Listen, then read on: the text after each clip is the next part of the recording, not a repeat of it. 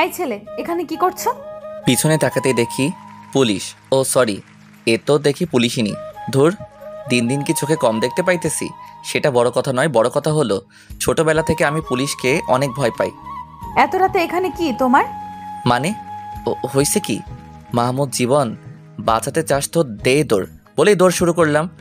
এই ছেলে, দৌড়াচ্ছিস কেন? ওই দাঁড়া বলছি।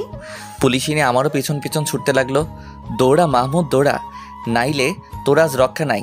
দাঁড়া, এই পোলা দাঁড়া, না হলে কিন্তু গুলি করে দেব। ও আল্লাহ গো, এ বলে কি গুলি করবে? ও আম্মু গো, তুমি কই? তোমার পোলাটারে বাঁচাও। আমি সর্বোচ্চ শক্তি দিয়ে দৌড়াচ্ছি। আমার মনে হচ্ছে আমি যদি অলিম্পিয়াড প্রতিযোগিতায় নাম লিখাতাম তাহলে শিওর দৌড়ে নোবেল পেতাম। এই দাঁড়া, আমি কিন্তু গুলি করতে বাধ্য হব। শালি এখনো পিছন পিছন আসতেছেই, ওর কি ক্লান্ত লাগে না? আল্লাহ গো, এই পুলিশিনীকে আমার পিছন থেকে দূর করো, তাহলে আমি সামনের শুক্রবারে 4 টাকার বাতাসা দিব। পুলিশিনী অনেক কাছে চলে এসেছে আমার, আর সামনেও একটা মোড়। লজ্জা লজ্জা, ছেলে হয়ে মেয়েদের সাথে দৌড়ে পারছি না। শালি কত জোরে দৌড়াচ্ছে। সামনের মোড় যেই না ঘুরতে যাব তখনই আমার জুতার স্লিপ খেয়ে পড়ে যায়। ও আল্লাহ গো, আমার কোমর মনে হয় গেল। এই শালা, এবার কোথায় যাবি? পুলিশিনী আমার কাছে এসে আমার কলার চেপে ধরে বলল, কিন্তু কে দেয়? পুলিশিনীর কথার উত্তর, ওরি মাগো, আমার পাটা মনে হয় ভেঙে গেছে। ও আম্মু, তুমি কই? এই শালা, চিল্লাবি না, তোর পা ভাঙে নাই, ছুলে গেছে। সত্যি তো আমার পা ভাঙে নাই, ছুলে গেছে। এবার বল, তুই আমাকে দেখে এমন করে দৌড়াচ্ছিলি কেন? আমি কিছু করিনি, আমাকে ছেড়ে দিন, আমাকে মারবেন না, দয়া করে আমাকে জেলে নেবেন না। এই একদম চুপ কর, নাকা কান্না করবি না। আমি মুখে হাত দিয়ে চুপ হয়ে গেলাম। এবার আমার কথার উত্তর দে। কোন কথার? তুই আমাকে দেখে দৌড়াচ্ছিলি কেন? আসলে আমি পুলিশকে দেখলে অনেক ভয় পাই। কেন রে, তুই কি চোর? ছি, নাউজুবিল্লাহ, এসবের কিছু আমি নই। আসলে পুলিশরা অনেক বদমেজাজি হয়। এই কি বললি? কিছু না, কিছু না। এবার বল, তুই রাত 11:15টার সময় রাস্তায় কেন? কোন খারাপ মতলব নিয়ে বের হয়েছিস সেটা বল। বিশ্বাস করুন, আমার কোনো খারাপ মতলব নাই। আমি তো টিউশনি করে বাসায় ফিরছিলাম। হেই, আমাকে দেখি কি তোর পাগল মনে হয়? এত রাতে কিসের টিউশনি? আসলে স্টুডেন্টের মা আমাকে রাতের খাবার না খাইয়ে ছাড়ছিল না, তাই আসতে এত দেরি হয়ে গেল। বিশ্বাস করুন, আমি কোনো চোর না। বুঝলাম। তবে তুই পুলিশকে দেখলে ভয় পাস কেন? আসলে আমি যখন 3য় শ্রেণীতে পড়ি তখন আমাদের পাশের বাসার এক আঙ্কেলকে পুলিশ অনেক মেরেছিল, আর তখন থেকে পুলিশকে অনেক ভয় পাই। কেন মেরেছিল? উনি নেশা করতো বলে। তুই কি নেশা করিস? ও মা, চিচি, আমি অমন না। বুঝলাম। তা তোর নাম কি? জি, আমার নাম তানবীর মাহমুদ। এখন বাসায় যা, এবারের মতো পার পেয়ে গেলি। এরপর যেন তোকে এত রাতে এই রাস্তায় না দেখি। আমার আর পাইকে তাড়াতাড়ি করে সেখান থেকে উঠে দ্রুত পায়ে বাসার দিকে এগোতে লাগলাম। আল্লাহ, অনেক বাঁচা পাচ্ছি, আরেকটু হলেই আমার দম বন্ধ হয়ে যেত। উফ, কি ভয়ানক পুলিশিনী, কি দৌড়ানিটাই না দিল আমারে। এমন দৌড়ানি আমি জীবনেও খাই নাই। দেখতে তো মাশাআল্লাহ হুড়পড়ি, কিন্তু এত ভয়ানক কেন? আর এত সুন্দর চেহারা নিয়ে পুলিশ হলো ক্যাম্পে। নার্স বা ডাক্তার হতো তাহলে কত ভালো হতো, তাও সেবা করত। সুন্দরী রমণীর হাতের সেবা, উফ, কি যে ভালো লাগতো না। কিন্তু না, শালি পুলিশিনী হয়েছে। এদিকে পড়ে গিয়ে অনেকটা ছুলে গেছে। কোনো মতে খোঁড়াতে খোঁড়াতে বাসায় পৌঁছালাম। বাসায় কলিং বেল দিতেই আম্মু এসে দরজা খুলে দিল। কি রে মাহমুদ, তোর এই অবস্থা কেন? আম্মু গো, তোমার পোলারে বাঘিনী দৌড়ানি দিছে। কি? বাঘ? বাঘ আসলো কোথা থেকে? আরে আম্মু, পুলিশ দৌড়ানি দিছে। কি? পুলিশ? কিন্তু কেন? আমি রাস্তা দিয়ে আসছিলাম, তখন পুলিশ আমাকে ডাক দেয়। আমি পুলিশ দেখেই দেই দৌড়। তুই দৌড় দিলি কেন? আম্মু, তুমি তো জানো আমি পুলিশ কতটা ভয় পাই। বুঝছি বুঝছি। ইস, আমার পিচ্চিটার কতখানি ছুলে গেছে। আর মেডিসিন লাগিয়ে দিচ্ছি। দাও। আম্মু মলম লাগিয়ে ওষুধ খাইয়ে আমার রুম থেকে চলে গেল। আমি একটু ঘুমানোর চেষ্টা করছি, তবে ঘুম আসছে না। ব্যথার জন্য ঘুম আসছে না চোখে। বারবার এই পুলিশিনীর মায়াভরা চেহারা চোখের সামনে ভাসতে লাগলো। এত সুন্দর দেখতে, কিন্তু এত রাগী কেন? রাগী বা যাই হোক না কেন, মেয়েটা একদম হুড়পড়ির মতো। এই মাহমুদ বেটা, কিরে তুই এত মেয়েটিকে নিয়ে ভাবছিস কেন? মেয়েটা যেমনই হোক না কেন, তাতে তোর কি? তোর মাথা ব্যথা কোথায়? তাহলে কি তুই পুলিশিনীর উপরে ক্রাশ খেলি নাকি? না, কখনোই না। পুলিশিনীর উপরে ক্রাশ খেলে আমার জীবনটা তেজপাতা হয়ে যাবে। এসব ভাবতে ভাবতে ঘুমিয়ে গেলাম। সকালবেলা ঘুম থেকে উঠে পাটা নাড়াতে পারছি না ব্যথায়, আরও শীতে ছুলেছে। সহজে কি যাবে ব্যথা? কোনো মতে বিছানা থেকে উঠে বাহিরে আসলাম রুমের। অনেক শীত পড়েছে, তাই গায়ে একটা চাদর জড়িয়ে চলে গেলাম মামার দোকানের সামনে। সেখানে গিয়ে দেখি সব হারামিরা বসে আছে। আই মিন আমার কলিজার বন্ধুগুলা। আমি সবগুলারে দেখে খোরাতে খোরাতে ওদের কাছে রোদে গিয়ে দাঁড়ালাম। কিরে মামা, তোর পায়ে কি হয়েছে? আর বলিস না, কালকে রাতে পুলিশের দৌড়ানি খাইছি। কি? কিন্তু কেন? এই যে একটাই কারণ। তারপরে ওদেরকে সবকিছু খুলে বললাম। আমার কষ্টের কথা শুনে হারামিগুলা হাসতে হাসতে পেটে ব্যথা উঠাই ফেলাইছে। ওই কুত্তারা, হাসবি না, এখন চা খাওয়া। মামা 3টা চা দাও তো। ওকে মামা, দিচ্ছি। আচ্ছা মাহমুদ, পুলিশিনী দেখতে কেমন ছিল রে? হ্যাঁ বন্ধু, কেমন ছিল দেখতে? মামা পুরাই পরীর মতো, চোখই ফেরানো যায় না। টানা টানা হরিণী চোখ, গোলাপি ঠোঁট, উফ। কিরে মামা, কিরাস খাইছিস নাকি পুলিশিনীর দৌড়ানি খেয়ে? ওই হারামি সুন্দরী হলে কাজ হবে কি? রাগলে যে ভয়ানক লাগে না। ওই তুই আমাদের নতুন এবিসি এর কথা বলছিস না তো? কি জানি, আমি তো জানি না, তুই জানিস নাকি? আরে দোস্ত, এলাকার প্রতিবের খবর আমার কাছে থাকে, জানিস না? শালা মেয়েখোর, তুই যে পুলিশ নিয়ে খবর জানিস জানতাম না। এবার চল, তোর কিরাসের বাসার সামনে যাই, আমাদের এলাকাতেই থাকে। ওই হারামি আমার ক্রাশ না। আচ্ছা চল ঘুরে আসি। যদি দৌড়ানি দেয় আবার? আরে আমাদের দেখবে নাকি, চল। তারপরে 3 জনে চা শেষ করে পুলিশিনীর বাসার সামনে চলে গেলাম। পুলিশিনীর বাসার সামনে যেতেই দেখি কালকে রাতের ওই পুলিশিনী চুল ঝাড়তে ঝাড়তে দোতলায় বেলকনির দিকে আসছে। মনে হয় কেবল গোসল করলো, পুরাই মাথা পাগল করার মতো। ক্রাশ, আমি খেয়ে গেছি রে, একদম সাদা পরি। বন্ধু, ওই যে তোর পুলিশিনী। মামা, কালকে রাতের থেকে শতগুণ বেশি সুন্দর লাগতেছে। আমি ক্রাশ খেয়ে গেছি রে ভাই। করা দেখতে। আমি রাস্তার পাশে দাঁড়িয়ে এক নজরে পুলিশিনীর দিকে তাকিয়ে আছি। হঠাৎ করে পুলিশিনী আমার দিকে তাকালো। আমি ভয়ে চোখ সরিয়ে দৌড় দিতে গেলে হুমড়ি খেয়ে রাস্তার উপরে পড়ে গেলাম। ও মা গো, চুলে যাওয়া জায়গায় আবার ব্যথা পেলাম। উপরের দিকে তাকিয়ে দেখি পুলিশিনী আমার দিকে রাগি চোখে তাকিয়ে আছে। আর আমার পাশে থাকা হারামিগুলো দৌড়ে আমাকে ছাড়াই স্থান ত্যাগ করলো। আমি এক ঢোক গিলে কোনো মতে উঠে খোঁড়াতে খোঁড়াতে আমিও দৌড় লাগালাম। এক দৌড়ে বাসায় চলে আসলাম। উফ, কি রাগি মাইরি, মনে হচ্ছিল চোখ দিয়ে গিলে ফেলবে। এখনকার মতো তো পালিয়ে এসেছি, কিন্তু দেখে তো ফেলেছে, না জানি পরে আবার আমার সাথে কি করে। না, খুব সাবধানে থাকতে হবে। কিন্তু বড় সমস্যা তো এটা যে আমি ওর উপরে ক্রাশ খেয়ে গেছি। এত সুন্দর পরীর মতো মেয়ে দেখলে যে কেউই ক্রাশ নামক পাশ খাবে। যাই হোক, পরেরটা পরে দেখা যাবে। বাসায় গিয়ে আম্মু, আম্মু কোথায় তুমি? আমি রান্নাঘরে। কি হয়েছে, এমন করে চিল্লাচ্ছিস কেন? খুব ক্ষুধা লাগছে, খেতে দাও। তুই বস, আমি তোর জন্য খাবার নিয়ে আসছি। তাড়াতাড়ি এনে দাও, কলেজ যেতে হবে তো। আরে আনছি তো। আম্মু খাবার নিয়ে আসলো। ওয়াও, ডিম ভুনা। বাপ, এবার খেয়ে আমায় উদ্ধার কর। খাবো মানে খাইয়ে দাও, জানো না আমার হাত ছুলে গেছে। আচ্ছা দিচ্ছি। তারপরে আম্মু খাবার খাইয়ে দিল। খাবার খাওয়া শেষ করে সোজা কলেজের উদ্দেশ্যে রওনা দিলাম। ও হ্যাঁ, আমার একটা বাইক আছে, বাইকে করে যাই কলেজে। তবে পালিয়ে যেতে হয়, লাইসেন্স নাই, হেলমেট পরি না। হেলমেট পরতে ভালো লাগে না। রাস্তা দিয়ে আসতেই দেখি আরিফ হারামি দাঁড়িয়ে আছে। নিয়ে চল ভাই। নিমু না কুত্তা, তোরা কাল সকলে আমায় রেখে পালিয়ে আসলি কেন? ভাই, ভাবি যে রাগি, যদি ধরে নিয়ে থানায় চালান করে দেয়। ভাবি বললি? বাহ, দারুণ লাগছে তো শুনতে। আরেকবার বলতো। পুলিশিনী আমাদের ভাবি, মানে তো তোর বউ। উফ, বউ কি যে ভালো লাগছে। কিন্তু ভাই এত রাগি কেন? হতাশ হোস না বড় ভাই, সব ঠিক হয়ে যাবে। ক্রাশ তো খাইছি, ঠিক তো হতেই হবে। এবার তো নিয়ে চল। ওঠ। তারপর আরিফকে নিয়ে আবার বাইক স্টার্ট দিয়ে কলেজের দিকে যেতে লাগলাম। আমরা প্রতিদিন যে রাস্তা দিয়ে যাই, আজও সেই রাস্তা দিয়ে যাচ্ছি। ওই রাস্তা দিয়ে যাই কারণ ওই রাস্তা দিয়ে ভুলেও পুলিশ আসে না। কিন্তু আজ ফাড়া কপাল, একটা মোড় ঘুরতেই দেখি পুলিশের গাড়ি, আর চারপাশে 4-5 জন পুলিশ দাঁড়িয়ে আছে। পুলিশিনীকে দেখে যখনই বাইক ঘুরিয়ে আবার পিছন দিয়ে পালাতে যাব, তখন 2টা পুলিশ এসে সামনে হাজির। কোথায় যাচ্ছ বাচ্চাধন? চলো এদিকে চলো। স্যার, আমি কিছু করিনি, এটা আমার হোন্ডা না। তোর হোন্ডা না? চল সামনে। স্যার, আমাদের ছেড়ে দিন, আমরা স্টুডেন্ট। আম্মু গো, আমায় পুলিশ নিয়ে গেল, বাঁচাও। ওই চুপ করবি, না হলে কিন্তু একদম জেলে চালান করে দিব। বন্ধু তুই থাম তো, আমি দেখছি। আমি চুপ করে রইলাম। স্যার একটু এদিকে আসেন না। কেন? আরে স্যার আসেন না। 2 জনের মধ্যে একজন আরিফের সাথে গেল। ওরা কি বলছে কিছু বুঝতেছি না, তবে কিছুক্ষণ পরে ঠাস ঠাস করে 2টা কষে থাপ্পড় আরিফের গালে পড়লো। শালা, আমারে ঘুষ দিস তুই? চল আজ জেলে চল। কি হয়েছে? আর বলো না, শালা আমায় ঘুষ দিচ্ছে। কি? দুটোকে জিপে ওঠাও। স্যার, আমাকে ছেড়ে দিন, আমি জীবনেও হুন্ডা চালাবো না, এটা বলে কান্না করতে লাগলাম। কিন্তু কেডা শুনে কার কথা? আমাদের থানায় নিয়েই গেল। সবেই আরিফ হারামির জন্য হয়েছে। ও যদি ঘুষ না দিতে যেত তাহলে শুধু কেস লিখেই ছেড়ে দিত, থানায় আর আনতো না। থানায় তো ওই পুলিশিনেও আছে।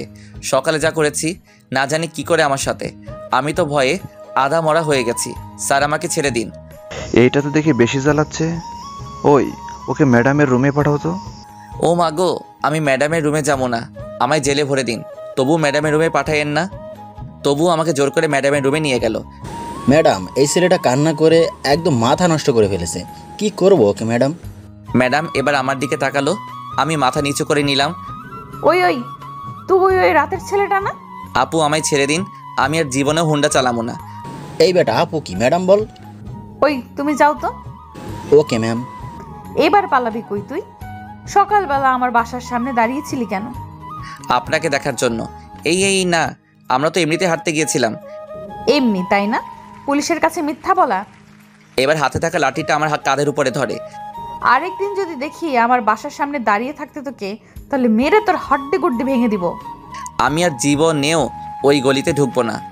এই কান্না থামাবি নাকি একদম জেলে ভরে দেব? লাইসেন্স ছাড়া, হেলমেট ছাড়া গাড়ি চালাচ্ছিলি কেন? সরি আপু, আর জীবনেও এমন ভুল হবে না। আমি আর হুন্ডা চালাবো না। ওই কি বললি? আমি তোর আপু হই? না না ম্যাডাম, ম্যাডাম। মনে থাকে জানো। খুব করে থাকবে। ম্যাডাম আমাদের দুজনকে ছেড়ে দিন। আমাদের আজকে কলেজে অনেক গুরুত্বপূর্ণ ক্লাস আছে। মিস করলে সামনের পরীক্ষায় ডাব্বা মারবো। বুঝলাম। এই শোন, তোর নাম কি জানি? শালি নামটাও মনে রাখে না, থুক্কু। হেদি তো আমার বউ লাগে। ওই কি বললি? কিছু না ম্যাম। জি, আমার নাম তানভীর মাহমুদ। যা, এবারের মতো রেহাই পেয়ে গেলি। এরপরে যদি আর কখনো আমার চোখের সামনে আসিস, যে কোনো কারণেই হোক, একদম ডিরেক্ট চালান করে দেব। আমায় আর পাইকে দৌড়ে আসতে যাব, তখনই মনে পড়ল পুলিশিনীর নামই তো জানি না। দূর, যারে দেখে ক্রাশ খাইছি তার নামই এখনো জানি না। ফাটা কপাল আমার, তাই না এগিয়ে দাঁড়িয়ে গেলাম। এই দাঁড়ালি কেন? কোনো কথার উত্তর না দিয়ে পিছন ঘুরে পুলিশের বুকের উপরে থাকা প্যাচটার দিকে তাকালাম। সেখানে ওর নামটা লেখা। নামটা হলো আফিয়া জান্নাত। উফ, যেমন তার রূপ, তার নামও সেই কোয়ালিটির। ওই কি দেখিস? না ম্যাম, কিছু না। তারপরে আমি আর আরিফ সেখান থেকে চলে আসলাম। বাহিরে এসে, শালা আজ তোর জন্য এত কিছু, তুই পুলিশকে ঘুষ দিতে গেছিলি কেন? সরি রে দোষ, ভুল হয়ে গেছে। ওই জানিস পুলিশটির নাম কি? কি ভাই? আফিয়া জান্নাত। নামটা জোস, একদম ওর চেহারার মতো। কিন্তু ও এমন কেন? ভাই, এরা মেয়ে জাতি, তাও আবার পুলিশ, ওদের মন বোঝা কিন্তু এত সহজ নয়। বি কেয়ারফুল বড় ভাই।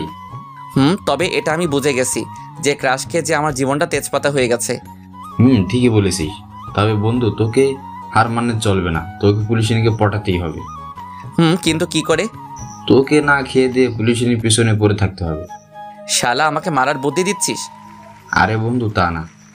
মেয়ে পাগল টাইপের ছেলেদের বেশি পছন্দ করে। তারা চায় যে তাদেরকে কেউ পাগলের মতো ভালোবাসুক। সত্যি নাকি? আমি জানি না। হরে বেটা, তুই এখন থেকে পুলিশিনীকে বিরক্ত করবি। হ্যাঁ, শালা মেয়েদের ইপটিজিং করলে পুলিশ ধরে, আর আমি কিনা সেই পুলিশকে ইপটিজিং করব? তাহলে আমাকে কে ধরবে? সেনাবাহিনীর হেড? আরে বন্ধু, কিছু হবে না। ভালোবাসা চাইলে এতটুকু করতেই হবে, তাই না? তা পরেরটা পরে দেখা যাবে। তারপরে যে যার বাসায় চলে গেলাম। কলেজে আর গেলাম না। বাসায় এসে লম্বা একটা শাওয়ার দিয়ে ঘুমের রাজ্যে পাড়ি জমালাম। বিকালবেলা ঘুম থেকে উঠে বাহিরের দিকে বের হলাম। হারামি বন্ধুগুলার কাছে যাওয়ার পর, কিরে ভাই, তোর পুলিশ নিয়ে কি খবর? তুইও জানিস? আমিও জানি। সব আরিফ শুভ বলেছে আমায়। তা বল, কি খবর তোর কিরাসের? জানি না। বন্ধু, তোর পুলিশিনী আসতেছে। কোথায়? ওই যে রিক্সা যাচ্ছে। সত্যি তো? কিন্তু রিক্সায় কেন? মনে হচ্ছে ডেটে যাচ্ছে। ওই শালা কি বলিস এসব? সে যাই হোক, তুই পিছু লেগে থাক। দোস্ত, তুইও যা পিছু পিছু। রিক্সাটা আমাদের দিকে আসছে। রিক্সাটা আমাদের সামনে দিয়ে যাচ্ছে। আফিয়া আমার দিকে তাকালো, আর আমি তো এক দৃষ্টিতে তাকিয়ে আছি। আফিয়া সেটা বুঝতে পেরে বাঘিনীর মতো রাগী চোখে আমার দিকে তাকালো, আর তাতে আমি ছোট্ট করে একটা মুচকি হাসি দিলাম। রিক্সাটা আমাদের ক্রস করে যাওয়ার সময় দেখলাম পুলিশিনী বিড়বিড় করে কি জানি বলছে। নিশ্চয়ই আমারে গালি দিতেছে। তাতে আমার কি? আমার হাতে মোটেও সময় নাই। ওই হারামির একটা রিক্সা ডাক দেখছিস না কেন? তোদের ভাবি চলে যাচ্ছে। বাহ, পুলিশিনীকে ইপটিজিং করবো বুঝতেছি না আমার এত সাহস এলো কোথা থেকে। প্রেমে পড়েছি বলে কোনো ভয় করছে না। আমি একটা রিক্সা নিয়ে আফিয়ার রিক্সার পিছন নিলাম। আমাদের রিক্সা একদম ওদের পিছনে, সেটা পুলিশিনি বুঝতে পেরেছে, তাই বারবার পিছনে তাকাচ্ছে। আর তখনই আমি অন্যদিকে তাকাচ্ছি। দেখতে দেখতে আফিয়া রিক্সাটা একটা রেস্টুরেন্টের সামনে গিয়ে থামালো। তাহলে কি সত্যি আফিয়ার বয়ফ্রেন্ড আছে? না, ব্যাপারটা আমাকে দেখতে হচ্ছে। তাই আমিও রিক্সাওয়ালাকে রেস্টুরেন্টের সামনে থামাতে বললাম। আফিয়া আমার দিকে রাগী দৃষ্টিতে রিক্সার ভাড়া দিচ্ছে ঠিকই, কিন্তু তাকিয়ে আছে আমার দিকে। আমি এদিক সেদিক তাকিয়ে আছি আর মাথা চুলকাচ্ছি। পুলিশিনি রেস্টুরেন্টের ভিতরে যেতেই আমি রিক্সার ভাড়া মিটিয়ে ওর পিছু নিয়ে ভিতরে গেলাম। কিন্তু আমি যেটা ভাবছিলাম তা নয়। আফিয়া কোনো বয়ফ্রেন্ডের সাথে দেখা বা মিট করতে আসে নাই। ও গিয়ে 3টা মেয়ের কাছে বসলো। বুঝলাম ওরা খুব ভালো বন্ধু, আর আফিয়া ওদের সাথে সময় কাটাতে এসেছে। আমিও গিয়ে একটা টেবিলে বসলাম। সেটা পুলিশিনীদের টেবিল থেকে 2টা টেবিল পিছনে। পুলিশিনীরা হাসাহাসি করছে আর আমি পুলিশিনীর দিকে হা করে তাকিয়ে আছি। মাঝে মাঝে আফিয়া আমার দিকে রাগী দৃষ্টিতে তাকাচ্ছে আর ওর চোখ দিয়ে বোঝাতে চাচ্ছে চলে যায় এখান থেকে। আমিও মজা নিতে লাগলাম, কিন্তু সেই মজা নিয়ে আর বেশিক্ষণ থাকলো না। হঠাৎ করে দেখলাম পুলিশিনী আমার দিকে আসছে। আমি উঠে পালানোর আগেই আফিয়া আমার সামনে চলে আসলো। কোথায় পালাচ্ছ বাছা? আরে আপনি এখানে যে? আমাকে ফলো করে এখানে এসে এখন আমায় বলছিস আমি এখানে? কি বলছেন? আমি তো আপনাকে দেখিই নাই, তাহলে ফলো কি করে করব, তাই না? হ্যাঁ, একদম ঢং করবি না। তোর জন্য আমাকে আমার বান্ধবীরা সন্দেহ করছে। ও মা, তাই নাকি? কিসের সন্দেহ? বলেছি না হাসবি না, মেরে একদম দাঁত ভেঙে দিব। আগে বলুন কিসের সন্দেহ করতেছে? সুযোগের সদ্ব্যবহার করলাম। ওরা আমাকে বলেছে যে কি রে দোস্ত, তুই যে প্রেম করিস, কই আমাদের তো বললি না? কি বলিস তোরা? মিথ্যে বলছিস কেন? ওই যে ছেলেটা তোর দিকে এক দৃষ্টিতে তাকিয়ে আছে, আর ওর দিকে তুইও তাকাচ্ছিস বারবার। মিথ্যা বলবো কেন? আমি তো একে চিনিই না। দোস্ত, ট্রিট দিতে হবে বলে এমন করছিস? তবে যাই বলিস না কেন, ছেলেটা কিন্তু হ্যান্ডসাম আছে, তোর সাথে মানাবে খুব। আরে বলেই দে না বোন, কবে থেকে শুরু করলি? ওফ, তোরা কি থামবি? আচ্ছা, ওই ছেলের সাথে যে আমার কোনো ধরনের সম্পর্ক নাই সেটা ওই ছেলে নিজেই তোদেরকে বলবে। আমি আসছি। পুলিশিনীর কথা শুনে আমি পেট চেপে হাসছি। তোকে না আমি একদম খুন করে ফেলবো যদি হাসিস। তো এখন আমাকে কি করতে হবে? তোকে এখন ওদের কাছে গিয়ে বলতে হবে তুই আমাকে চিনিস না। পারবো না, খেয়ে গেছি অনেক আগেই। কি খেয়ে গেছিস? ক্রাশ।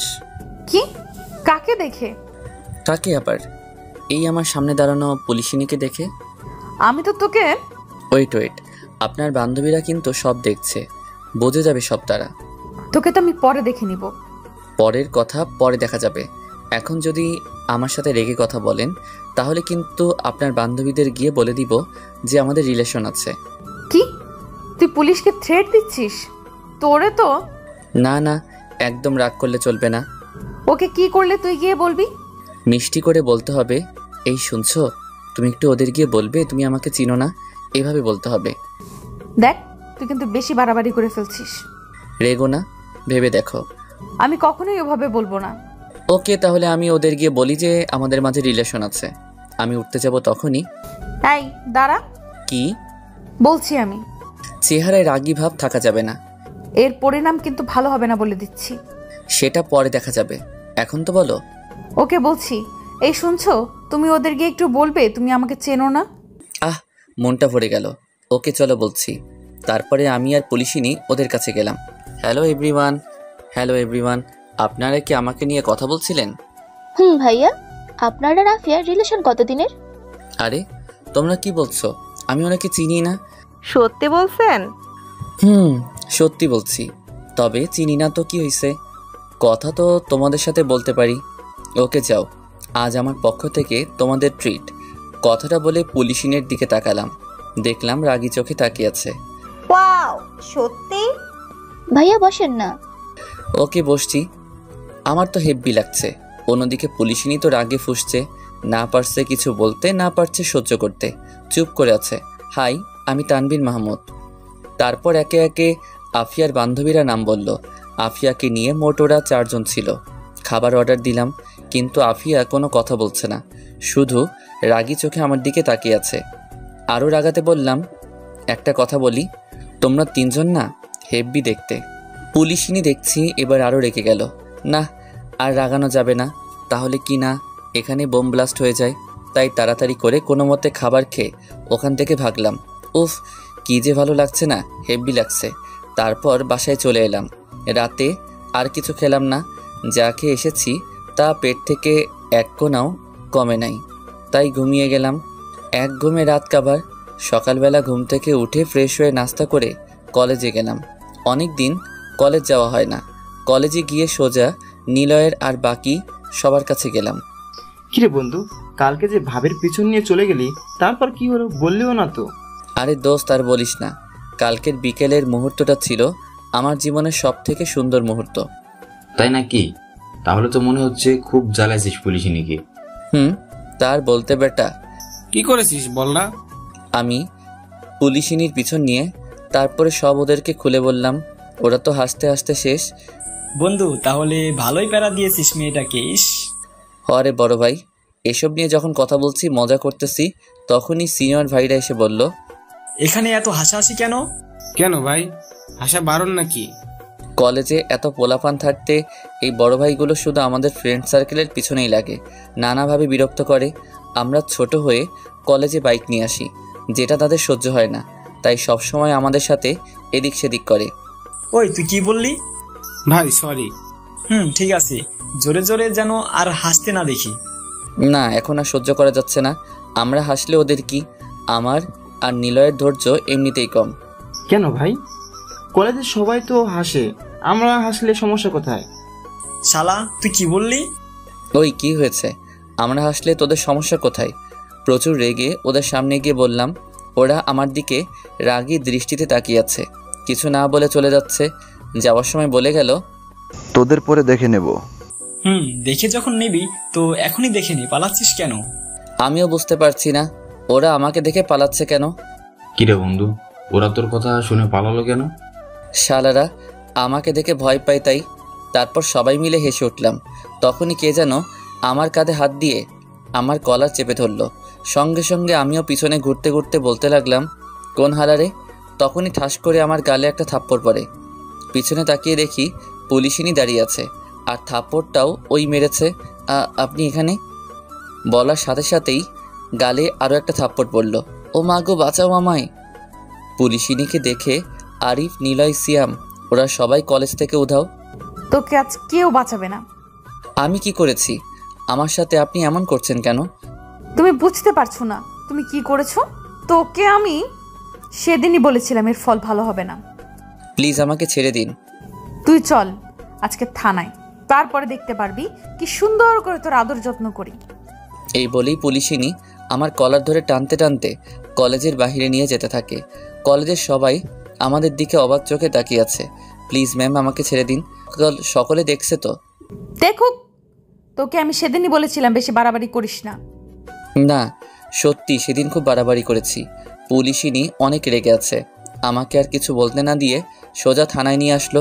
থানায় আসার পরে, করিম সাহেব, হাজতের দরজা খুলুন। তারপর হাজতের দরজা খোলা হলো, আমাকে ভিতরে নিয়ে গেল। প্লিজ ম্যাম, আমাকে মাফ করে দিন। আমি সেদিন অনেক বড় ভুল করে ফেলেছি, আমাকে ছেড়ে দিন। ছাড়বো তোকে অবশ্যই, তার আগে তোকে ক্রাশ খাওয়ার ঝালটা বোঝাতে হবে না? করিম সাহেবকে লাঠিটা আনতে বলল। এমন করবেন না ম্যাম, আমার সামনে এক্সাম। আমার সাথে ফাজলামো করিস, আমাকে ব্ল্যাকমেইল করার মজা তোকে বোঝাচ্ছি। একটি পুলিশ লাঠি দিয়ে গেল, আর পুলিশিনী লাঠিটা নিয়ে আমার এক পায়ে খুব জোরে একটা বাড়ি দিল। আমি সঙ্গে সঙ্গে মা গো বলে চিৎকার দিয়ে ফ্লোরে বসে পড়লাম। কিরে, এক বাড়িতেই ফ্লোরে বসে পড়লি? আরগুলা কোথায় নিবি? ওই কেউ এসে একে তুলে ধরো। প্লিজ ম্যাম, এমন করবেন না। আমি কখনো আর আপনার সামনেও আসবো না।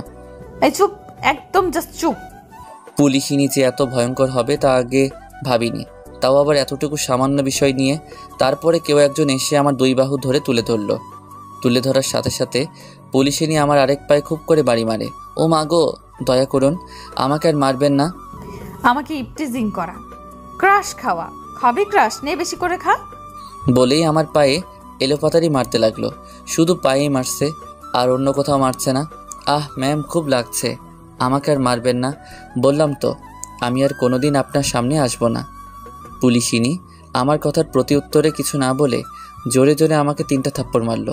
তারপরে তার সর্বশক্তি দিয়ে ডান পায়ে বাড়ি মারল, যার ফলে আমি আর দাঁড়িয়ে থাকার শক্তি পেলাম না, পা আমার অবশ হয়ে যাচ্ছে। নিজের ভর পায়ের উপরে আর ধরে থাকতে না পেরে যে আমাকে ধরে রেখেছিল তার উপরে দিয়ে দিলাম। পুলিশিনি মারছে আর আমি ওর মুখপানে তাকিয়ে আছি, আর কোনো কথা বলছি না বা জিজ্ঞেস করছি না। অনেক কষ্ট হচ্ছে। তখনই পুলিশিনি আবার ডান পায়ে যেই বাড়ি দিল, মনে হচ্ছে পাটা কেউ কেটে নিয়ে গেছে। ম্যাম দয়া করুন, পাটা হয়তো ভেঙে গেছে। আমাকে যে ধরে রেখেছিল তার হাত পা রীতিমতো কাঁপাকাঁপি শুরু হয়ে গেছে। পুলিশিনি এবার মারা থামিয়ে আমার দিকে তাকিয়ে, আপনার দোহাই লাগে আর মারবেন না, আমি আর কখনো আপনার সামনে আসবো না। পাশ থেকে একটা পুলিশ বলল, ম্যাম ওকে ছেড়ে দিন, ওর পা মনে হয় ভেঙে গেছে। পুলিশিনি হাতের ইশারায় আমাকে যে ধরেছিল তাকে সরে যেতে বলল। সে ছেড়ে দেয়ায় আমি ফ্লোরে শুয়ে পড়লাম আর পা ধরে কান্না করতে লাগলাম।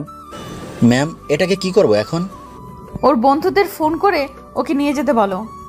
পুলিশিনি আর কিছু না বলে চলে গেল। আর পাশে থাকা পুলিশের মধ্যে একজন এসে আমার পকেট থেকে মোবাইল বের করে শুভর নাম্বার ডায়াল লিস্টে আগে পেয়েই ওকেই ফোন দিল আর আমাকে নিয়ে যেতে বলল। কিছুক্ষণ পরে ওরা থানায় আসলো। আমাকে জেলের মধ্যে পড়ে থাকতে দেখে দৌড়ে আমার কাছে আসলো। মাহমুদ, তোর এই অবস্থা কেন? দোস্ত, আমাকে এখান থেকে নিয়ে যা, আমি আর সহ্য করতে পারছি না। শোনো, তোমাদের বন্ধুর ডান পা ভেঙে গিয়েছে, ওকে হাসপাতালে নিয়ে যাও। প্লিজ আমাকে নিয়ে চল। তারপর ওরা আমাকে উঠে দাঁড় করালো। শুভ আর সিয়াম ওদের কাঁধে আমার দুই বাহু রেখে ভর করালো, আর আরিফ নিলয় আমাকে আধো কোলে করে ধরে বাহিরে নিয়ে যেতে লাগলো। বের হয়ে যাওয়ার সময় পুলিশিনীকে দাঁড়িয়ে থাকতে দেখলাম। পুলিশিনীকে দেখে নিলয় বলল, ম্যাডাম এই সামান্য একটা বিষয়ের জন্য যেটা করেছেন সেটা কি ঠিক করেছেন? সামান্য একটা বিষয়ের জন্য ওকে এমন করে মারলেন? আপনি মানুষ না অন্য কিছু? অপরাধ করেছে তাই তার শাস্তি পাইছে। কি অপরাধ ছিল ওর? ভালোবাসা কি অপরাধ? ভালো যখন আপনি বাসেন নাই তাহলে বলে দিতেন, এর জন্য এভাবে মারতে পারলেন? ওই তোরা চুপ করবি? আমাকে মাফ করে দিয়েন, আমি আর কোনো দিন আপনাকে বিরক্ত করব না, কখনো আপনার সামনে আসবো না। এই বলে আমরা ওখান থেকে চলে আসলাম। আমাকে হাসপাতালে নিয়ে গেল ওরা। তারপর এক্স-রে করে বোঝা গেল সত্যি সত্যি আমার ডান পা ভেঙে গেছে। ডাক্তার চেক আপ করে ব্যান্ডেজ করে দিল। তারপরে আম্মুকে খবর দেওয়া হলো। আম্মু তো শুনেই কান্না জুড়ে দিয়েছে। নিলয়রা অনেক সান্ত্বনা দিল আম্মুকে। আম্মু বলল, কিরে বাবা, তোর এমন হলো কি করে? আরে আম্মু, বেশি কিছু হয় নাই তো, শুধুমাত্র বাইক থেকে পড়ে গিয়ে ডান পাটা ভেঙে গেছে। তোকে আমি কত করে বলি হুন্ডা দেখে চালাবি, কিন্তু তুই তো আমার কথা শুনিসই না। আম্মু, তুমি শুধু শুধু চিন্তা করো না, ঠিক হয়ে যাব আমি। তুমি এখন আমার জন্য খাবার নিয়ে আসো, খুব ক্ষুধা লাগছে। আর ডাক্তার বলেছে কাল রিলিজ করে দিবে আমায়। ওকে যাচ্ছি, তুই একটু অপেক্ষা কর। মা চলে যাবার পরে নিলয় বলল, ওই তুই আন্টিকে মিথ্যা কথা বললি কেন? তো কি বলতাম আমাকে পুলিশ ধরে নিয়ে গিয়ে এমন করে মেরেছে, তাহলে তো আম্মুর টেনশন আরো বেড়ে যেত। তো এখন কি করবি? কি আর করব, ওই পুলিশিনীর থেকে দূরে দূরে থাকবো, আর বিরক্ত করব না। আরে আপনি এখানে কেন? আর আপনার পায়ে কি হয়েছে? মেয়ের কণ্ঠ শুনে তার দিকে তাকিয়ে দেখলাম সেদিন রেস্টুরেন্টে 3টা মেয়ের মধ্যে একজন আফিয়ার বান্ধবী। আরে আপনি এখানে, ভালো আছেন? আমি ভালো আছি। ডাক্তারের কাছে এসেছিলাম একটা কাজে, তখন আপনাকে দেখে ভিতরে আসি। ও আচ্ছা, এই যে পরিচিত হন, এ হলো আমার 4 বন্ধু শুভ, আরিফ, নিলয় আর সিয়াম। আর তোরা শোন, এ হলো আফিয়ার বান্ধবী। হাই, তবে আপনি আমাকে বলবেন প্লিজ আপনার পায়ে কি হয়েছে? ভেঙে গেছে। কিন্তু কি করে? কি করে আবার আপনার বান্ধবী মেরে পা ভেঙে দিয়েছে? ওই চুপ কর। তুই চুপ কর, আমাকে বলতে দে। কি? আফিয়া এসব করেছে? কিন্তু কেন? কেন আবার? আপনার বান্ধবীকে ভালোবাসে বলে, সেদিন আপনার সাথে রেস্টুরেন্টে মজা করেছে বলে। কি? আপনারা কি বলছেন এসব? বিশেষ না হলে আপনার বান্ধবীকে ফোন করে জিজ্ঞেস করে নিতে পারেন। ওই তো না থামবি? ভাইয়া আপনি থাকেন, পরে এসে আপনার সাথে দেখা করে যাব। আমি আসছি আজ। মেয়েটি এ বলে বাহিরে চলে গেল। বাহিরে গিয়ে আফিয়াকে ফোন দিল। হ্যালো, হ্যাঁ দোস্ত বল। আফিয়া, তুই এটা করলি কি করে? আমি আবার কি করেছি? তুই ছেলেটাকে মারিস নাই, শুধু ওর পাটাও ভেঙে দিয়েছিস। তুই তো অমানসিকতার পরিচয় দিয়েছিস। কি করব বল, তখন অনেক রেগেছিলাম। তুই চুপ কর। আর ছেলেটা তো কোনো দোষ করছিল না, ও তো শুধু তোকে ভালোবেসেছিল। আর ভালোবাসা তো দোষের কিছু নয়। তোর ভালো লাগে না এটা অন্য ব্যাপার, তুই ওকে কাছে ডেকে বুঝিয়ে বলে দিতেই পারতিস, কিন্তু তুই তা না করে ওকে পশুর মতো মেরেছিস। আফিয়া, তুই তো বলতিস তোর একজন ভালোবাসার মানুষ দরকার, যে তোকে বুঝবে, যে তোকে সবসময় ভালোবাসবে। আর ছেলেটা দেখতেও তো ভালো ছিল, তাহলে এভাবে মারলি কেন? তুই এত কঠোর মনের সেটা জানতাম না রে। আর পুলিশেরা অন্যায়কারীকেও এমন করে মারে না। আফিয়া নুসাইবার কথার উত্তরে কিছু না বলে ফোন কেটে দিল। ফোন কেটে দিয়ে আফিয়া মাথায় হাত দিয়ে বসে পড়ে সে ভাবতে থাকে, আমার এমন লাগছে কেন? ছেলেটাকে মারার পর তো আমার খুশি হবার কথা, কিন্তু তা হচ্ছে না কেন? তাহলে কি আমি ছেলেটাকে মেরে ভুল করেছি? কেনই বা মারলাম ছেলেটাকে? ওর তো কোনো দোষ ছিল না, ও তো আমাকে শুধু ভালোবাসতো। আমাকে ভালোবাসতে তো জোর করতো না। না, রাগের মাথায় অনেক বড় একটা অন্যায় করে ফেলেছি। এখন আমার কি করা উচিত কিছুই আমার মাথায় আসছে না। আল্লাহ, আমি তো কিছুই বুঝতে পারছি না কি করব এখন। কিছুক্ষণ এইভাবেই মাথায় হাত দিয়ে আফিয়া বসে থাকে। তখন পাশ থেকে এক কনস্টেবল বলে, ম্যাডাম, আপনার কথা মতো হাসপাতালে গিয়েছিলাম। ও, তুমি এসেছো? তা ছেলেটার কি খবর? ওর ডান পায়ের হাড্ডি অনেক বাজেভাবেই ভেঙেছে। ওকে, তুমি এখন যাও। এখন আফিয়ার কিছুই ভালো লাগছে না। ও আর থানায় না থেকে বাসায় চলে গেল। বাসায় গিয়ে রুমের দরজা লাগিয়ে আমাকে মারার কথাগুলো চিন্তা করতে থাকে। আর এদিকে হাসপাতালে, তোর হুন্ডা আমি বিক্রি করে দিব। আম্মু এসব কি বলছো তুমি? আমি ঠিকই বলেছি। তাহলে আমি কলেজ যাব কি করে? আমি রিক্সা ঠিক করে দিব, তোকে কলেজে দিয়ে আসবে, ও নিয়ে আসবে। আরে আম্মু, কিছু হবে না, তুমি শুধু শুধু চিন্তা করছো। না, আমি যেটা বলেছি সেটাই। তোর কিছু হয়ে গেলে আমি কি নিয়ে বাঁচবো বল? আমার লক্ষ্মী আম্মু, আমি প্রমিস করছি আর কখনো জোরে হোন্ডা চালাবো না। মনে থাকবে তো? আম্মু, খুব করে মনে থাকবে। দাও, এবার খাইয়ে দাও তো। আয়। আর তোকে বাসায় যেতে দিবে কবে? কালকে বিকেলে। তোর ঠিক হতে কতদিন লাগবে? সম্পূর্ণ ঠিক হতে প্রায় 2 মাস লাগবে। তাহলে তোর কয়েকদিন পরে যে এক্সাম। কিছু হবে না, আমি প্রিন্সিপালকে ফোন করে সব খুলে বলেছি। স্যার বলেছে তোমাকে আসতে হবে না, তুমি ঠিক হয়ে কলেজে এসো। তাহলে ঠিক আছে। রাতে আম্মু ঘুমিয়েছিল আমার পাশে। আমার ঘুম হয় নাই তেমন, ব্যথা করছিল বলে। যাই হোক, সকালবেলা পুলিশিনীর বাসার নিচে পুলিশিনীর 3 বান্ধবী ওকে ফোন দিয়েই যাচ্ছে। হ্যালো, বাসার নিচে আয়। আর হ্যাঁ, সিভিল ড্রেসে আসবি কিন্তু। কেন? আরে আসতে বলেছি, আসবি। এত প্রশ্ন কেন করছিস? আচ্ছা, আসছি।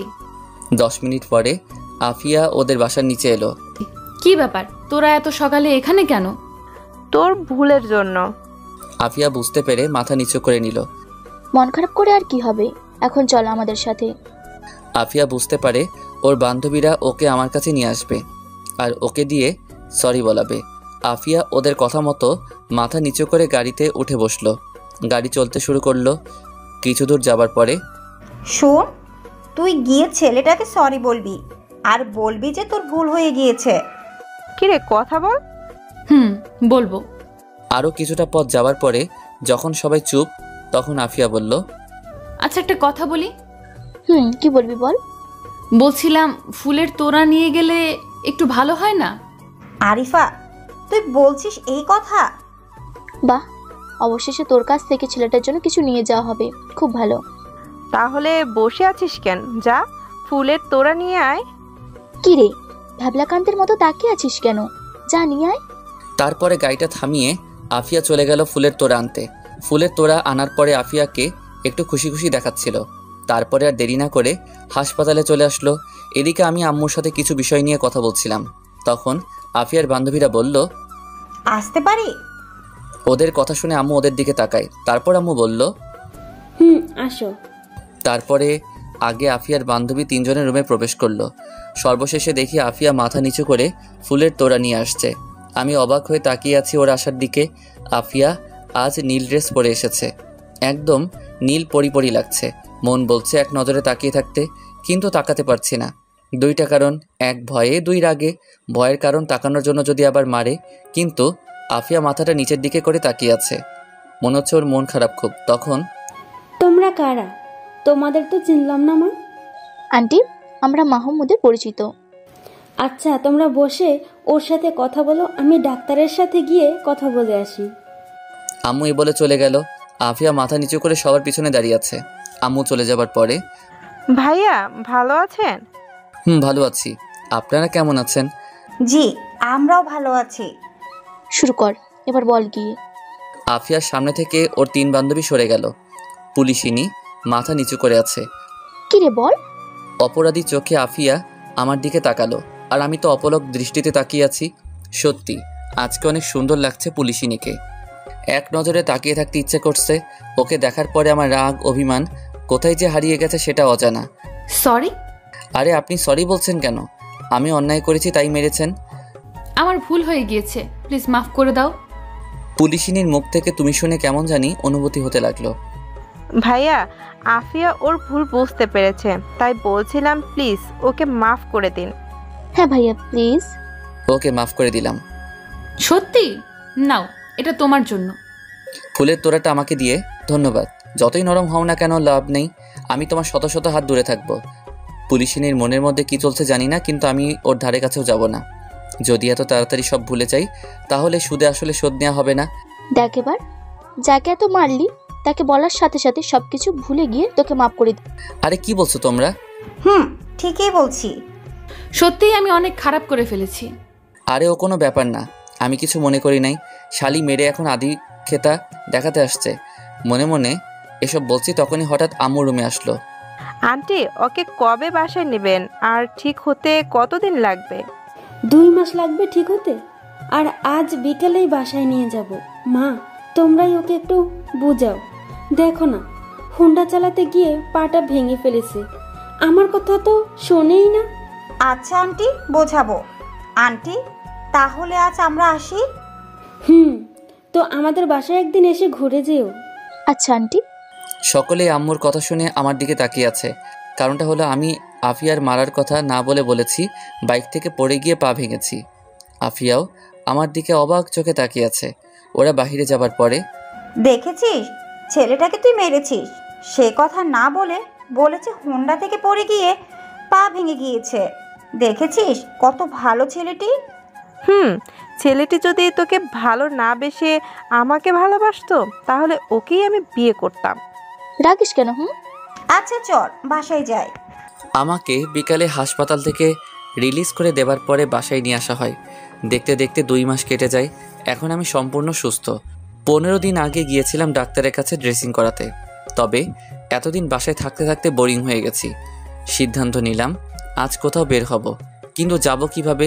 1, আম্মু এখনো বাইরে যেতে দিবে না। 2, বাইক তো নিতেই দিবে না। তারপর আম্মুকে 9-6 অনেক কিছু বুঝিয়ে বিকেলবেলা বাইক নিয়ে আমি আর আরিফ বের হলাম। আর হ্যাঁ, এই 2 মাসে আমার বাইকের লাইসেন্স করিয়ে নিয়েছি, ড্রাইভিং লাইসেন্সও করিয়েছি। আমরা দুজনে যাচ্ছি। হঠাৎ করে দেখি কিছু দূরে পুলিশ গাড়ি চেকিং করছে। আফিয়াও আছে। আমরা কাছে যেতেই একটা পুলিশ আমার বাইক থামালো। হেলমেট তো পরেছো, এবার গাড়ির কাগজপাতি দেখাও, ড্রাইভিং লাইসেন্স দেখাও। আমরাও সাথে সাথে গাড়ি থেকে নামলাম। আর আমাদের দেখা মাত্রই আফিয়া আমাদের দিকে এগিয়ে আসলো। ওনাদের যেতে দিন। Okay ma'am. ওই তোমরা যাও, কাগজপাতি দেখাতে হবে না। তবে আমি কোনো কথা না শুনে বাইকের সিট খুলে কাগজপাতি বের করলাম। ওই তোমাদের কি বলা হলো? গাড়ির লাইসেন্স কিছু দেখাতে হবে না। আফিয়া আমার দিকে তাকিয়ে আছে, কিন্তু আমি ওর দিকে একবারও তাকাই নাই।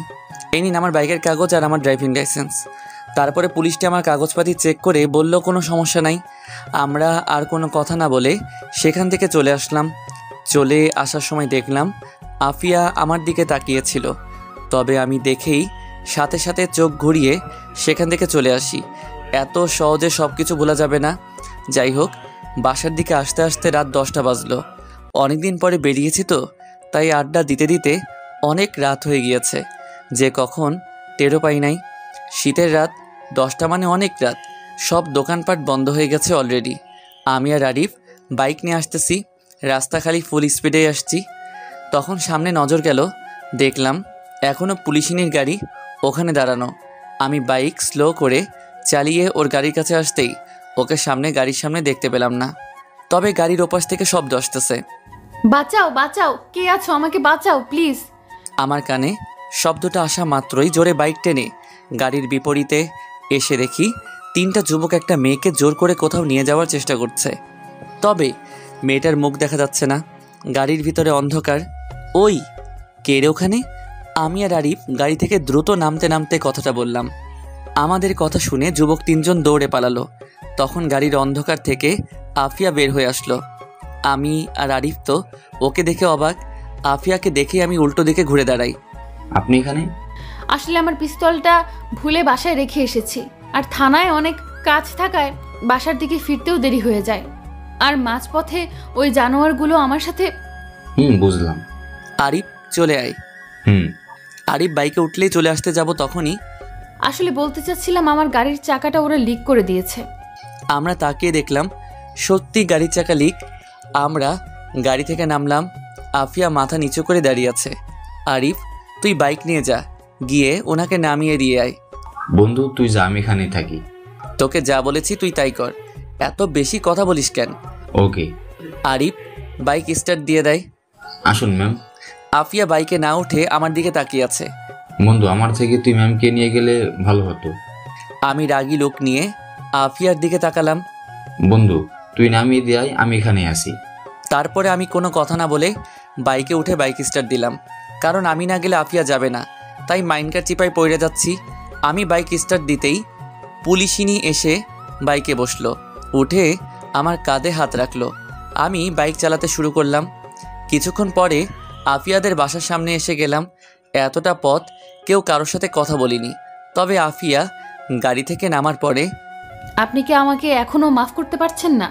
তা হবে কেন, অনেক আগেই তো সব কিছু ঠিক হয়ে গেল। তাহলে আমার সাথে এমন করছেন কেন? সরি, আমি বুঝলাম না কেমন করছি আমি আপনার সাথে। পুলিশিনী কিছু না বলে আমার দিকে তাকিয়ে রইল। কি হলো, কথা বলছেন না যে? না কিছু না, তবে আপনাকে অনেক ধন্যবাদ আমাকে সাহায্য করার জন্য। কথাটা বলে আফিয়া বাসার ভিতরে চলে গেল। যাওয়ার আগে দেখলাম আফিয়ার চোখে পানি। আমি আর সেখানে দাঁড়িয়ে না থেকে বাইক ঘুরিয়ে চলে আসলাম। কিন্তু একটা জিনিস আমাকে খুব ভাবাচ্ছে, আফিয়ার চোখে পানি দেখলাম কেন? তাহলে কি আফিয়া আমাকে ভালোবেসে ফেলেছে, নাকি অপরাধ বোধগুলো জেগে ওঠার কারণে এমনটা করেছে? জানি না মেয়েদের মনে কি চলে, সেটা কেবল সে আর আল্লাহই জানে। আমি আরিফের কাছে আসতেই, কিরে তোর পুলিশিনীকে নামিয়ে দিয়েছিস? কিন্তু ওর চোখে পানি দেখলাম কেন? তারপরে আরিফকে সবকিছু খুলে বললাম। মামা কেস খেয়ে গেছে। মানে কি বলছিস? মানে পুলিশিনী তোর প্রেমে হাবুডুবু খাচ্ছে। কি? তা হতেই পারে না, হয়তো ওর নিজের মনে অপরাধের অনুশোচনা জেগে উঠেছে, তাই এমন করেছে। না, তা এমন হতেই পারে না, হওয়ার কোনো চান্সই নেই। সত্যি বলছিস? আমি সত্যি বলছি, বিশ্বাস না হলে প্রমাণ নিয়ে দেখবি। তা তো দিতেই হবে, কারণ মেয়েদের কেউ বুঝতে পারে না ওদের মনের মাঝে কি চলে। ওকে, তাহলে তুই কালকে থেকে আবার পুলিশিনীকে পিছু নিবি। কি? আমাকে আবার মায়ের খাওয়ানোর ধান্দা? আরে না, শোন, আগে যখন পুলিশিনী পিছু নিতি তখন কি করতো, তোর দিকে রাগি চোখে তাকাতো, কিন্তু এখন পিছু নিবি, কারণ দেখবি তোর দিকে কি রাগি চোখে তাকায় না মুখে মুচকে হাসি নিয়ে তাকায়। সত্যি? বিশ্বাস না হলে ট্রাই করে দেখতে পারিস। ওকে ধরলাম, ও রাজি হয়ে গেল, কিন্তু আমার মনের ঝাল তো মিটবে না। কি মারটাই না মেরেছে, ওমা গো। সমস্যা নাই, বিয়ের পরে সব সোজা আসলে মিটিয়ে নিবি। তা অবশ্য ভুল বলিস নাই, ওকে বিয়ের পরে বেড়া দিতেই থাকবো।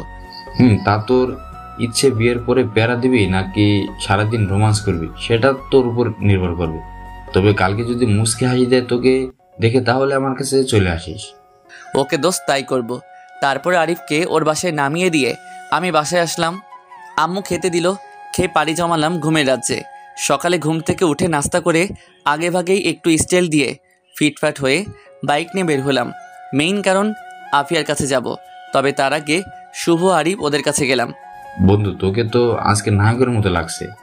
আজ যদি তোকে এই অবস্থায় পুলিশিনী দেখতো, সত্যি সত্যি তোকে পোজ করে দিত। তাই নাকি? তো বল, পুলিশিনী কোথায়? দেখলাম মন্ত্রীর বাসার সামনে। কেন? শুনেছিলাম মন্ত্রীর ওখানে নাকি বড় একটা সমাবেশ আছে। ও আচ্ছা, তাহলে তোরা থাক, আমি আসছি প্রমাণ নিয়ে। ওকে দোস্ত, তুই যা, আমরা এখানে আসছি। তারপরে আমি বাইক নিয়ে মন্ত্রীর বাসার দিকে আসতে লাগলাম। মন্ত্রীর বাসার সামনে গিয়ে দেখি পুলিশিনী একটা অন্য পুলিশের সাথে কি যেন বলছে, মনে হচ্ছে কিছু একটা বোঝাচ্ছে। আমিও একদম পুলিশিনীর সামনে গিয়ে থামলাম আর মনে মনে ঠিক করলাম, আজ পুলিশিনীর দিকে তাকাবো তো তাকাবই, আর চোখ সরাবো না, আর মুখে হাসি রাখবো। আমি পুলিশিনীর সামনে গিয়ে থামতেই আফিয়া আমার দিকে অবাক চোখে তাকালো। আমিও কোনো কথা না বলে ওর দিকে এক নজরে তাকিয়ে আছি। পুলিশিনীও আমার দিকে তাকিয়ে আছে, অনেকটা অবাক আর কিছুটা মন খারাপই চোখে। আমি কোনো কথা বলছি না, শুধু তাকিয়ে আছি। আফিয়াও আমার দিকে তাকিয়ে আছে, কই হাসি তো দিচ্ছে না, শুধু অবাক হয়ে তাকিয়ে আছে। দেখি কি হয়। এক পর্যায়ে আফিয়া আমাকে চোখ দিয়ে একপাশে থাকলো। আমিও ব্যাপারটা বুঝতে পেরে আমিও একপাশে আসলাম। কি ব্যাপার, আপনি আমার দিকে ওরকম করে তাকিয়ে আছেন কেন? কি ব্যাপার, কিছু বলছেন না কেন? দূর হাসছে না কেন, শুধু তাকিয়ে থেকে প্রশ্ন করছে। দূর ভালো লাগে না, মনে মনে এসব বলছি। কি হলো বলুন, কেন তাকিয়ে আছেন? তাকিয়ে আছি কারণ তোমার ওই দুই নয়নে নিজেকে হারিয়ে ফেলতে চাই। আজ জানতে চাই তোমার ওই চোখের ফোঁটা ফোঁটা জলবিন্দু রহস্য। দেখতে চাই তোমার ওই নয়নের মাঝে কার জন্য বেঁধেছ ঘর। যদি দেখি কারো জন্য পানি বিন্দু দিয়ে বাঁধনি ঘর, তাহলে নিজের জন্য ওখানে রাখতে চাই একটা কুড়ে ঘর। খড়কুটা দিয়ে সেই ঘরে চাল বুনবো। প্রভাতের সেই সকালবেলা গাছ থেকে ঝরে পড়া ফুল দিয়ে বিছাবো তোমার জন্য বিছানা। পাবো কি সেই সুযোগ আমি?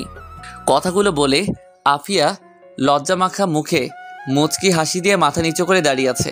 উফ, আল্লাহ গো, হেসেছে রে মাইরি, হেসেছে। কি হলো বলো, দেবে না সেই সুবর্ণ সুযোগটুকু আমায়? আফিয়া লজ্জামাখা মুখ নিয়ে মাথা নিচু করে দাঁড়িয়ে আছে। ও কিছু বলতে যাবে তার আগেই, ম্যাম আপনাকে স্যার ডাকতেছে। আসতেছি। আফিয়া কিছু না বলে চলে যেতে লাগলো। তবে চলে যাওয়ার সময় আমার দিকে তাকিয়ে লজ্জামাখা মুখে হাসি দিয়ে চলে গেল। ওরে খোদা, আমি তো খুশিতে ওখানে দাঁড়িয়ে না থেকে সোজা নিলয় শুভ ওদের কাছে চলে আসলাম। কি ভাই, তোর পুলিশে নাকি হেসেছে? দোস্ত, হেসেছে। সত্যি? হরে ভাই, সত্যি হেসেছে। তাহলে দেরি কেন, যা প্রপোজ করে দে। কি? বন্ধু তাই কর। করব, তবে এত তাড়াতাড়ি কেন? আরে যত তাড়াতাড়ি করবি তত তাড়াতাড়ি তোদের বিয়ে হবে। আর তো আগেই বিয়ে হবে, আর বিয়ের পরে তোর মায়ের সুদে আসল হিসাব নিতে পারবি।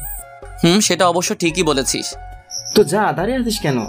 কি এখনই? এখনই। ওকে, যাচ্ছি। তারপরে আমি আবার বাইক চালিয়ে আফিয়ার কাছে চলে আসলাম।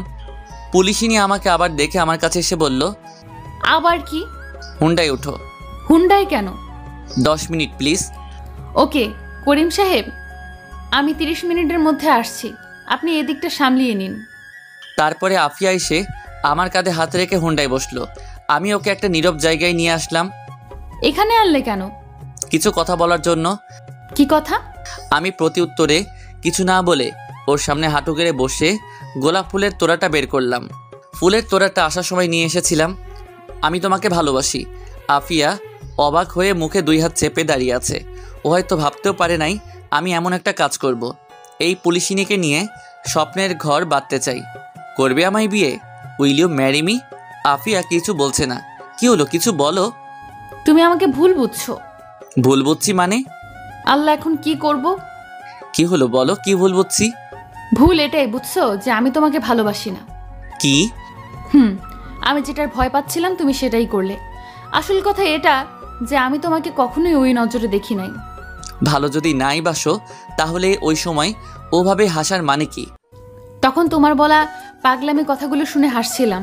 তোমাকে আমি তখনই বলতে চেয়েছিলাম, কিন্তু স্যার ডাকায় বলা হয় নাই। ও, তা আমাকে কি ভালোবাসা যায় না? ভালোবাসা যায়, কিন্তু তোমার প্রতি আমার সেরকম ফিলিংস নাই। আর তুমি আমার থেকে অনেক ছোট। ছোট বলে কি ভালোবাসা যায় না? দেখো, তোমাকে কথাগুলো বলতে অনেক খারাপ লাগছে, কিন্তু তবুও বলতে হচ্ছে। আমি তোমাকে ভালোবাসি না। তোমাকে এতদিন আমি শুধু ছোট ভাইয়ের নজরে দেখে এসেছি। আমি অবাক চোখে আফিয়ার দিকে তাকিয়ে আছি। তুমি অনেক ভালো একটা ছেলে, আর আমার থেকে তুমি অনেক ভালো মেয়ে পাবে জীবনসঙ্গী হিসেবে। আমাকে মাফ করে দিও। আমি কিছু না বলে ওখান থেকে হুন্ডায় উঠে স্টার্ট দিয়ে চলে আসলাম।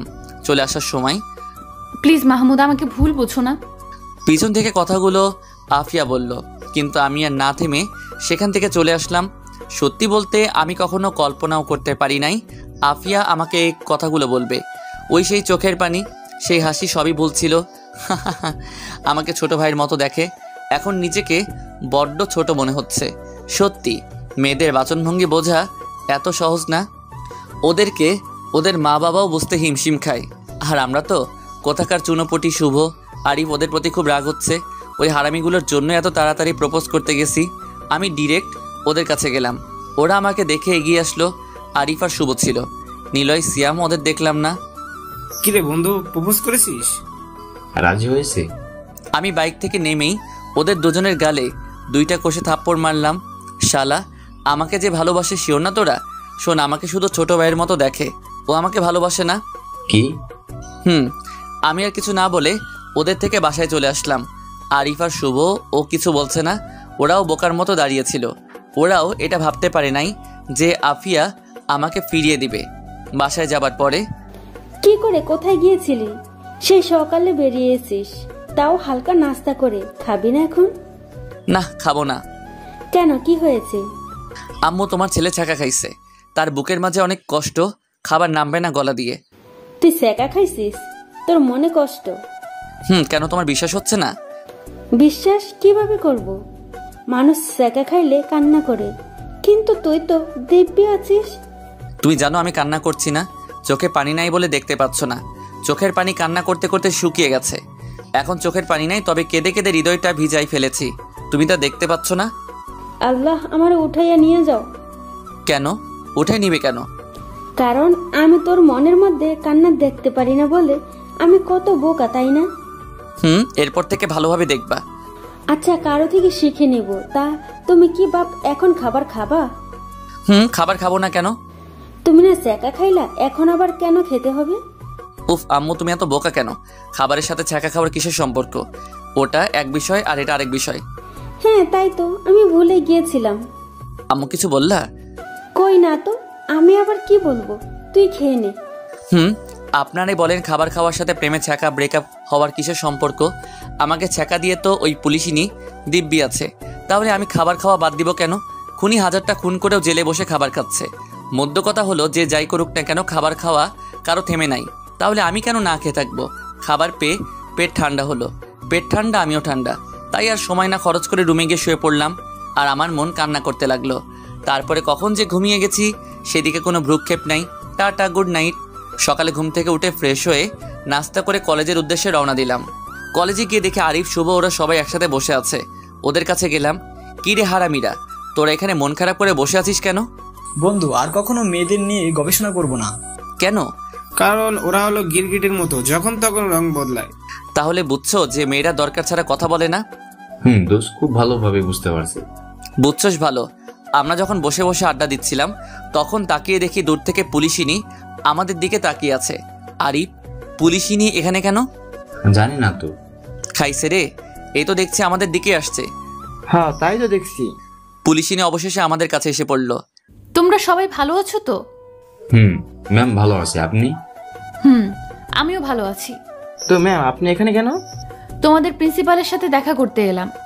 শালারা আজাইরা পেঁচাল শুরু করছে। হ্যাঁ জানেমান, কি করছো? কোথা থেকে রিমা দৌড়ে এসে আমার বাম হাত জড়িয়ে ধরে বসে পড়লো। আর রিমা হচ্ছে অনেক ভালো একটা মেয়ে, অনেক ফ্রি মাইন্ডের, আর আমাদের সবার বেস্টুও। আমাকে দেখলে জড়িয়ে ধরবে, এটা মনে হয় ওর অভ্যাস। তাই তো কোথা থেকে দৌড়ে এসে আমার বাম হাত জড়িয়ে গা ঘেঁষে বসলো। পুলিশিনী তো অবাক চোখে তাকিয়ে আছে। আমি প্রতিবার দূরে সরিয়ে দেই, কিন্তু আজকে পুলিশিনীকে জেলাস ফিল করানোর জন্য নাটক শুরু করলাম। এই তো কলিজা, তোমার জন্য অপেক্ষা করছিলাম। আমিও রিমার হাত জড়িয়ে ধরলাম। ও মা, সত্যি বলছো? সত্যি সত্যি, 3 সত্যি। ওলে ওলে আমার সুইট সোনাটা। পুলিশিনী এক নজরে আমাদের দিকে তাকিয়ে আছে। ও হ্যাঁ, পরিচয় করিয়ে দেই। এ হলো আমাদের থানার নতুন এসিপি আফিয়া আপু। আর আপু এ হলো আমার জানেমান। হ্যালো আপু, কেমন আছেন? ভালো আছি। আচ্ছা, আমার অনেক কাজ আছে, আমি আসছি। এই বলে পুলিশিনী দ্রুত স্থান ত্যাগ করলো। কি ব্যাপার, পুলিশিনী চলে গেল কেন? সব বুঝো মনু, এটা বুঝো না? যাও মুড়ি খাও। বুঝছি, জেলাস হচ্ছে। এই তো মামুর বেটা, বুঝছস? আমি কিন্তু তোমাদের কথার আগাগোড়া কিছুই বুঝতে পারছি না। আরে হ্যাঁ, তোকে তো কিছু বলি নাই। তাহলে শোন। তারপর রিমাকে সবকিছু খুলে বললাম। ওহো, এই ব্যাপার। আগে বলবি না, তাহলে নাটক আরো একটু বেশি করতাম। সে যাই হোক, তুই এখন বুঝতে পারছিস তো যে তোর কি কি করতে হবে? খুব ভালো করেই বুঝতে পারছি। গুড, চল শুরু করে দেই। পুলিশিনী প্রিন্সিপালের রুমে আছে, একটু পরে বের হবে। ওকে তোরা যা, আমরা এখানে আসি। ওকে তোরা থাক, আমরা একটু পুলিশিনীকে বাজিয়ে আসি। তারপরে রিমাকে হুন্ডায় বসিয়ে প্রিন্সিপালের রুমের নিচে দাঁড়িয়ে পুলিশিনীর জন্য অপেক্ষা করতে লাগলাম। এখন দেখবে আর ফুলবে। পুলিশিনী প্রিন্সিপালের রুম থেকে বের হয়ে আমাকে আর রিমাকে হুন্ডায় বসা দেখে আড়ালে দাঁড়িয়ে গেল। ওই তোর পুলিশিনী লুকালো, এখন শুরু করা যাক। বাবু চলো না, নদীর কিনারায় গিয়ে প্রেম করি। ওকে শোনা, চলো। তোমার জন্য তো আমি আকাশের চাঁদও এনে দিতে পারি। তাহলে চলো, যেখানে তুমি আর আমি ছাড়া আর কেউ থাকবে না। ওকে চলো। তারপরে হুন্ডা স্টার্ট দিয়ে কলেজ থেকে রিমাকে নিয়ে বের হতে লাগলাম। কিছু দূর যাবার পরে লুকিং গ্লাসে তাকিয়ে দেখি পুলিশিনীর গাড়িও আমাদের পিছু পিছু আসছে। তার মানে ওষুধে কাজ করেছে। ওই রিমা, পুলিশিনীও তো আমাদের পিছু নিয়েছে। দেখছি তো, এখন কি করব? আচ্ছা শোন কি করতে হবে, তারপরে সবকিছু রিমাকে বুঝিয়ে বললাম। হেব্বি জমবে কিন্তু। তারপরে আমরা নদীর তীরে এসে একে অপরকে জড়িয়ে ধরে বসলাম, আর পিছু পিছু পুলিশিনেও আসলো আমাদের ফলো করতে করতে। এসে গেছে, এবার শুরু করো। তা বলতে পুলিশিনে আমাদের কাছাকাছি এসে একটু আড়ালে দাঁড়ালো। জানো তোমাকে আমি কতটা ভালোবাসি সোনা? কতটা সোনা? কতটা ভালোবাসি সেটা বলতে পারবো না, তবে এটা বলতে পারি যে পেঁয়াজে যতদিন ঝাঁজ থাকবে ততদিন তোমার প্রতি আমার ভালোবাসা থাকবে। কি পেঁয়াজের সাথে তুলনা করলে কেন? তুমি জানো পেঁয়াজের কতটা দাম, তেমনি আমার ভালোবাসা এতটা দামি। ও মা, তাই নাকি? ওই পাখি একটা গান শোনাও না। গান শুনবা? এই সোনালি বিকালটাকে তোমার মুখের গান শুনে পূর্ণতা দিব। আচ্ছা গাইতেছি। ওদিকে পুলিশিনী মনে মনে বলছে, কুত্তা আমাকে প্রপোজ করে এখন অন্য মেয়ের সাথে টাঙ্কি মারছে। শালা একদিন যেতে না যেতেই অন্য একটাকে ধরেছে। আরো নানা ধরনের আজে বাজে কথা বলছে রাগের চোটে। ওকে পাখি গান শুরু করো। এবার রিমা অল্প একটু গান গিয়ে থেমে গেল। বলতে গেলে গানে এক কলিও ভালো মতো গায় নাই। থেমে গিয়ে বলে আর নাকি পারবে না, লজ্জা করে। ওয়াও সোনা, অস্থির লেগেছে। আমার কানে এখনো তোমার মধুর ভেসে যাচ্ছে। সত্যি বলতে ওর গানের আগামাথা কিচ্ছু আমি বুঝি নাই। ধন্যবাদ সোনা, এবার আমার গিফট দাও এত সুন্দর করে গান শোনানোর জন্য। গিফট চাই? ওকে এদিকে ঘোরো। রিমা ঘুরতেই আমি হাত দিয়ে ওর মাথা আমার মুখের সামনে আনলাম। আমি মুখ দিয়ে শব্দ করতে লাগলাম আর আস্তে আস্তে বললাম, ওই তুই ছাড়া পাওয়ার চেষ্টা কর, যাতে করে পুলিশিনী বুঝতে পারে যে আমি তোকে জোর করে কিস করছি। আমার কথা মতো রিমাও নাটক শুরু করলো। মনে হচ্ছে একে সত্যি আমি জোর করে কিস করতেছি। এটা দেখে পুলিশিনী ছি ছি ছি। পুলিশিনী আর ওখানে দাঁড়িয়ে থাকতে না পেরে চলে গেল। পুলিশিনী চলে যাবার পরে এটা কি হলো, কিছু না করে চলে গেল কেন? আর এক্ষুনি কি করবে বুদ্ধ? কেবল তো শুরু। আচ্ছা এটা না হয় বুঝলাম, কিন্তু পুলিশিনী তো বলল আমাকে ভালোবাসে না, তাহলে এখানে আসলো কেন? মেয়েরা নিজেরাও জানে না ওরা কাকে ভালোবাসে আর কাকে না। তুই মেয়ে হয়েও এ কথা বলছিস? বলছি, মেয়েরা যতই মুখে বলুক না কেন তোমাকে আমি ভালোবাসি না, কিন্তু সেই ছেলেটাকে যদি অন্য কোনো মেয়ের সাথে দেখে তাহলে সে বুঝতে পারে সেই ছেলেটাকে ভালোবাসে। তার মানে পুলিশিনীও আমাকে ভালোবাসে নাকি? অবশ্যই বাসে, না হলে ওর এমন রিয়াকশন, তোর পিছু নেওয়া, রেগে চলে যাওয়া, সময় হলে ঠিকই বলে দিবে। বললেই ভালো। আচ্ছা তুই যে আমার সাথে নাটক করছিস, তোর কোনো সমস্যা হবে না তো? কিসের সমস্যা হবে আমার? তোর বয়ফ্রেন্ড তোকে কিছু বলবে না তো? আরে না, ওরে আজ আমি সব বুঝাই বলবো নি। আচ্ছা তা যা বলিস, তোর সম্পদ তুই যেমন করে ব্যবহার করবি। হারামি, চুপ কর। ওকে চুপ, এখন চল বাসায় যাই। চল। বাসায় না গিয়ে কি তোর সাথে এখানে বসে প্রেম করবো নাকি? করতেও পারিস। যা কুত্তা, দূরে গিয়ে মুড়ি খা, আমার জন্য ওই যথেষ্ট। যাই হোক চল, তোকে বাসায় নামিয়ে দিয়ে আমি বাসায় যাব। আরে না, তোকে আমার সাথে যেতে হবে না, আমি ওর সাথে দেখা করতে যাব, তুই বাসায় যা। ওকে বাইরে, আর হ্যাঁ ভুলে যাস না কিন্তু। আরে না, সাবধানে যাস। ওকে। তারপরে আমি বাসায় চলে আসলাম আর রিমা গেল ওর বয়ফ্রেন্ডের সাথে দেখা করতে। আর ওদিকে পুলিশিনী বাসায় গিয়ে ভাবছে, শালা লুচ্চা কোথাকার, আমাকে বলে সে নাকি আমাকে ভালোবাসে, না করার সাথে সাথেই অন্য একটা মেয়ের সাথে ইটিস পিটিস করছে। আর যদি আমার সামনে কখনো আসে তাহলে ওকে আমি খুন করে ফেলবো। এসব একা একাই বকবক করছে আর আফিয়া ওর মনের সাথে ঝগড়া করছে। আফিয়ার অবস্থা, ওর মন আরো। আচ্ছা তোর কি মাহমুদ অন্য কোনো মেয়ের সাথে ইটিস পিটিস করলে? মারবে কেন কুত্তাটা? মারবে না কেন সেটা আগে বল। ও না আমাকে বললো ও আমায় ভালোবাসে, কিন্তু তুই তো ওকে ভালোবাসিস না, তাহলে তোর সমস্যা কোথায়? তুই তো জ্বলছিস কেন, পুরো ছাই হচ্ছিস কেন? তোর তো খুশি হবার কথা, যাকে ভালোবাসিস না সে তোর পিছু পিছু ঘুরঘুর করবে না। আফিয়া মাথা চুলকাতে চুলকাতে বলল, হ্যাঁ তাই তো, ও অন্য কোনো মেয়ের সাথে ঘুরঘুর করলে আমার কি? আমি কেন এত জ্বলছি? কেন আমার এত রাগ হচ্ছে? কারণ কি তুই জানিস? কি কারণ? তুই নিজেও জানিস না যে তুই মাহমুদকে ভালোবেসে ফেলেছিস। কি? এখনো সময় আছে, নিজের সাথে যুদ্ধ না করে গিয়ে তোর ভালোবাসার মানুষটাকে ফিরিয়ে নিয়ে আয়। কিন্তু কিভাবে? ওর রাজ্যে যে এখন অন্য কেউ থাকে। তো কি হয়েছে? তোর ভালোবাসা দিয়ে ওকে তোর রাজ্যে নিয়ে আসবি? সুদবোধ। তো এখন আমি কি করব? তুই নিজেই ভাব তুই কি করবি। সারা রাত ভাবে আফিয়া নিজের মনের সাথে নিজেই কথা বলছে। আফিয়া এখন খুব ভালো করে বুঝতে পারছে যে আমাকে ওর মনে জায়গা দিবে না বলতে বলতে দিয়েই ফেলেছে। তার এখন আমাকে লাগবেই। এদিকে আমি তো হেভি মজায় আছি। নাগিন ড্যান্স দিমু না কি ঘুমের ঘরে? না থাক, পুলিশিনী রাত জেলাস থেকে সেই একটু ঘুম দিলাম, এক ঘুমে রাত কাবার। সকালে ঘুম থেকে ওঠার পরে রিমা, নিলয়, শুভ ওদের সবাইকে ক্যাম্পাসে আসতে বললাম। তারপরে আমিও নাস্তা করে বের হয়ে পড়লাম। হাই বন্ধুরা, পরবর্তী পার্ট আপলোড হবে রাত 8টায়।